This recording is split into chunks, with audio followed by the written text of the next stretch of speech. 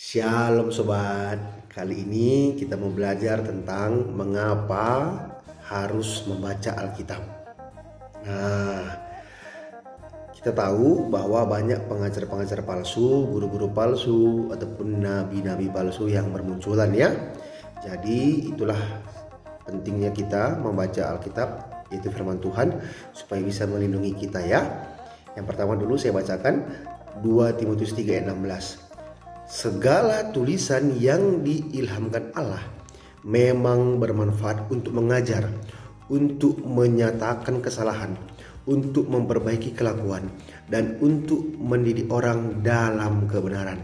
Jadi Alkitab itu adalah segala tulisan yang diilhamkan Allah. Supaya apa?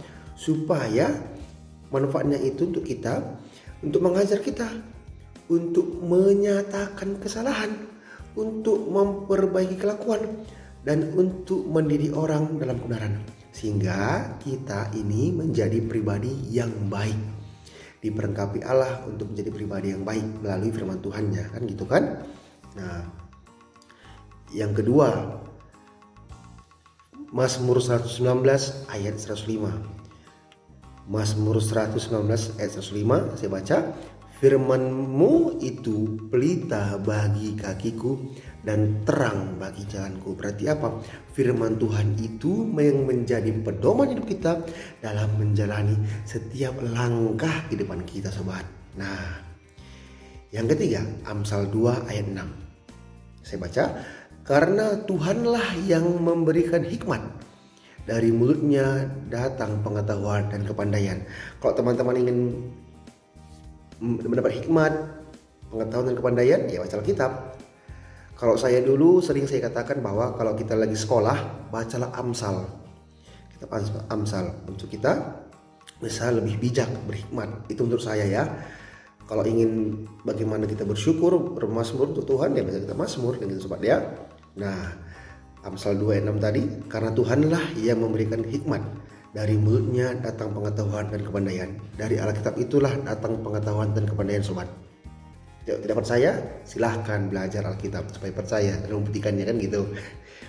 Kemudian 2 Timotius 4 ayat 2. Saya bacakan ya. Beritakanlah firman, siap sedialah baik atau tidak baik waktunya. Nyatakanlah apa yang salah, tegurlah dan nasihatilah dengan segala kesabaran dan pengajaran. Nah, di 2 Timotius 4 ayat 2 ini kita harus memberitakan firman. Jadi, kalau kita memberitakan firman, berarti kita harus melengkapi diri kita dengan firman Tuhan, yaitu Alkitab. Bagaimana mungkin kita memberitakan firman kalau kita tidak mendasari pemberitaan itu dengan ayat firman Tuhan, kan begitu ya? Siap sedialah baik atau tidak baik waktunya. Kenapa? Berarti kita harus siap sedia. Berarti harus pikiran kita ini, pengetahuan kita ini berdasarkan firman Tuhan, berdasarkan Alkitab, sehingga kita bisa mengatakan firman baik atau tidak baik waktunya, kan gitu ya. Siap sedialah katanya, kan gitu kan. Nyatakanlah apa yang salah. Dari mana kita tahu salah kalau kita tidak membaca Alkitab? Kan gitu. Berarti apa? Kebenaran itu ada di Alkitab. Jadi kita bisa menyatakan apa yang salah.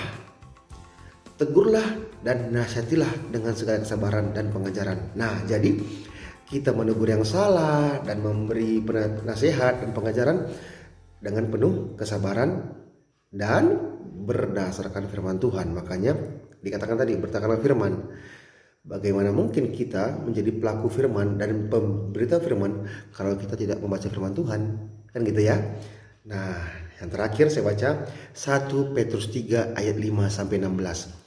Tetapi kuduskanlah Kristus di dalam hatimu sebagai Tuhan, dan siap sedialah pada segala waktu untuk memberi pertanggungan jawab kepada tiap-tiap orang yang meminta pertanggungan jawab dari kamu tentang pengharapan yang ada padamu.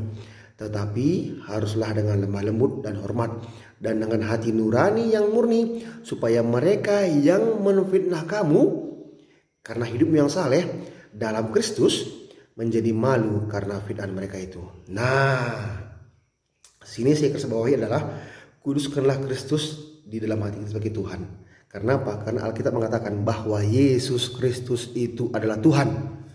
Dan siap sedialah pada segala waktu untuk memberi pertanggungjawab kepada tiap-tiap orang yang meminta pertanggungjawab dari kamu tentang pengharapan yang ada padamu. Berarti apa? Bagaimana mungkin kita bisa mengenalkan Tuhan Yesus kepada orang lain kalau kita tidak membaca Alkitab, tidak mengerti bahwa Yesus Kristus itu adalah Tuhan yang jelas-jelas tertulis di Alkitab. Nah, makanya saya katakan tadi, kita harus waspada terhadap nabi-nabi palsu, guru-guru palsu, pengajar-pengajar palsu. Oleh sebab itu, kita kalahkan mereka dengan pengetahuan kita tentang Alkitab. Kalau kita bisa membaca Alkitab, kita memahami Alkitab, maka segala nasihat-nasihat ataupun pengajar-pengajar palsu itu, guru-guru palsu itu bisa kita kalahkan. Kenapa? Karena mereka adalah serigala yang berbulu domba, berbuat baik, pura-pura berbuat baik, padahal mereka adalah serigala yang buas, kan gitu kan?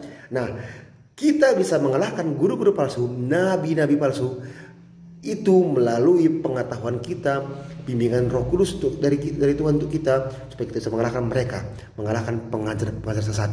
Nah, kalau teman-teman ragu dan tidak tahu bagaimana ciri-ciri pengajaran sesat, boleh nanti kita bahas atau tulis di kolom komentar. Apakah perlu kita bahas bagaimana ciri-ciri pengajar sesat? Kalau saya sudah pelajari bahwa banyak ciri-ciri pengajar sesat. Salah satunya adalah menyangkal Tuhan Yesus. Itu. Nah, yang kedua, kita lihat dari buahnya. Kan gitu ya, pohon yang baik menghasilkan buah yang baik. Nah, jadi kita untuk mengalahkan pengajar-pengajar palsu, guru-guru palsu, nabi-nabi palsu, kita harus membaca firman Tuhan, sobat. Itu fungsinya untuk kita. Iman kita percaya bahwa Yesus Kristus adalah Tuhan.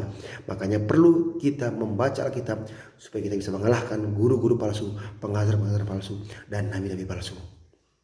Nah, oke sobat. Semangat belajar Alkitab, kita pasti bisa mengalahkan para nabi palsu itu. Kalau perlu kita bahas tentang nabi palsu, tolong tulis di kolom komentar, katakan setuju ataupun perlu kita bahasnya. Oke sobat, mohon maaf kalau ada salah-salah kata. Mari kita semangat membaca firman Tuhan. Tuhan Yesus memberkati kita semua. Shalom.